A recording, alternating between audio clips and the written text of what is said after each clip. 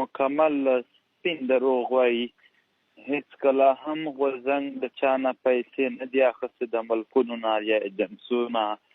موږ ثبوت لرو چې د پاکستان فوج په اربونو ډالر دلته زموږ د وژنې زموږ په خاوره دهشتګردي جوړول، بیا د هغې دهشتګردو ختمولو په نام جنګونه، دغې دپاره پیسې هم اخیستې دي، ټریننګ سنټرونه جوړ کړي دي، دماکې کړي دي، نصابونه جوړ کړي دي. زموږ د خاورې دا نن چې زموږ د دنیا په کونج کونج کې پښتانه مسافر پراته دي، دلته بېروزګاري جوړه شوله د هغې نه.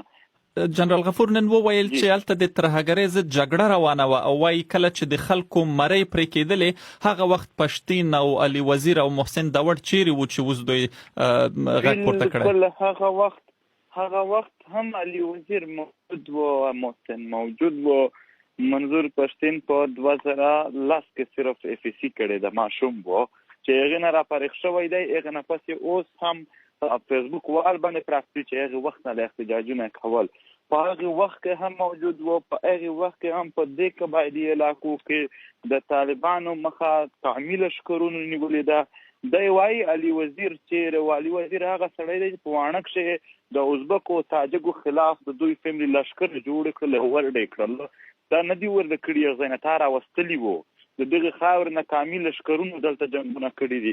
دی دا خلک یادوي چې د چیرې دلته خو ولسونو د ځان دفاع کړي. تا خو د ولسونو باندې څومره بریدونه نو پشتین صاحب راځي چې د پوښتنه ځواب کو. دی وایي چې پیسې له کومه راځي؟ همدا پوښتنه له تاسو کوه چې غورځنګ د خپلو احتجاجو لپاره څه نه څه پیسې خو به لګوي، دا له کومه کېږي؟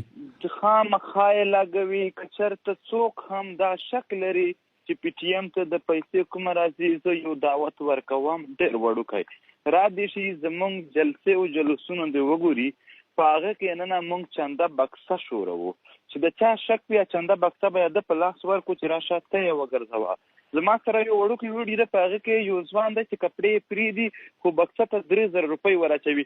نو یو بل ځوان تپوس نه کوي چې ما ته خو ډېر غریب یې. هغه ورته چې زه مزدور یم، دا د ډېرو ورځو مزدوري ما سره جمع کړې وه چې بیا به زه د PTM جلسه کښې ورکوم. دلته پښتون چې څوک په مسله پوه د هغه سرونه ورکوي ته پیسې خو نو هغې چندې باندې موږ ته دومره پیسې راځي چې موږ جلسې کولی شو. ته زموږ جلسه وګورئ، اخري جلسه مو زموږ په میرانشاه کښې وشوله. پاک کې 15 کرسۍ هم نه وي، چې خلک هم په مځکه ناست وي، موږ هم ورسره ناست وو، او بس یو د لوډ سپیکرو خرچه وي. نو دومره غټ غاخو حالات هم دي جوړ کړي. پشتین صاحب، جنرال غفور نن وویل چې د PTM د غورځنګ مطالبې منل شوي دي. ده وویل چې 3 مطالبې لري.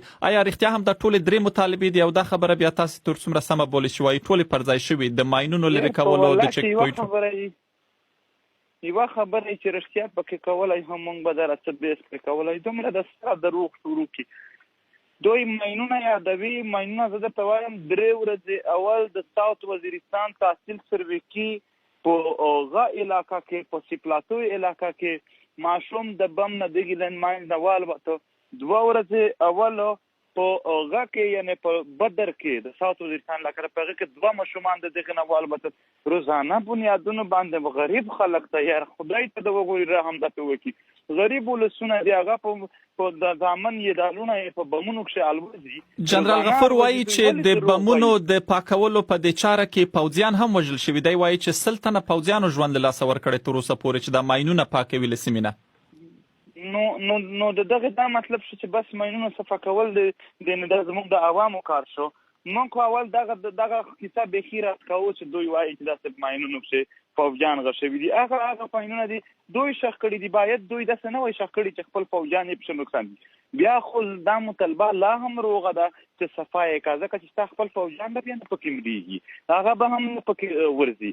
نو چې ستا فوجیان هم پکې ورځي بیا نه صفا کوي، بیا هم څه وکړو. خو مطالبه خو به په دې هم کوو چې زموږ عام ولسونه پرې کوو. یو په چیک پوسټونو باندې رویه ده، یو هدف رسمه شوې ده.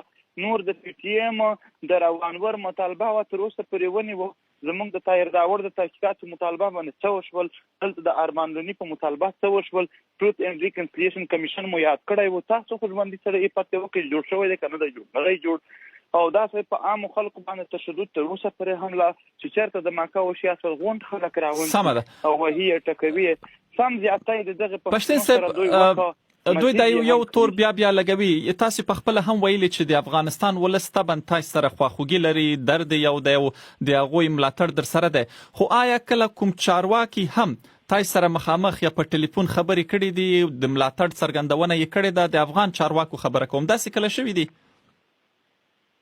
نه ورکله هم نه شوي دي. نه زه د بل ملک نمبر نه اټینډ کوم د سره، زه د بل ملک د سره نمبر هم نه اټینډ کوم، ځکه چې ما ته پته ده چې دغه خلک به بیا زموږ د پښتنو ته پیغورونه ورکوي.